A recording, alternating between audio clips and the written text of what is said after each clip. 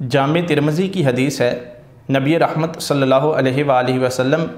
ईद के दिन नमाज ईद के लिए एक रास्ते से तशरीफ़ ले जाते और वापसी पर दूसरे रास्ते से तशरीफ़ लाते। हकीमुल उम्मत मुफ्ती अहमद यार ख़ान नईमी रहमतुल्लाह अलैह इस हदीस की शरह में फ़रमाते हैं कि हुज़ूर अलैहिस्सलाम ऐसा इस वजह से फ़रमाते ताकि दोनों रास्तों को बरकत हासिल हो जाए, दोनों रास्तों के बाशिंदे आपसे फैज़ हासिल कर लें और दोनों रास्तों के जो मुनाफिकीन हैं वो मुसलमानों के अज़दहाम को देखकर जल उठें और दोनों रास्तों के जो फ़ुक़रा हैं उन पर खैरात हो और भीड़ कम हो और दोनों रास्तों में जो हुज़ूर अलैहिस्सलातु वस्सलाम के अहले क़राबत की कब्रें हैं उनकी कबूर की ज़ियारत हो जाए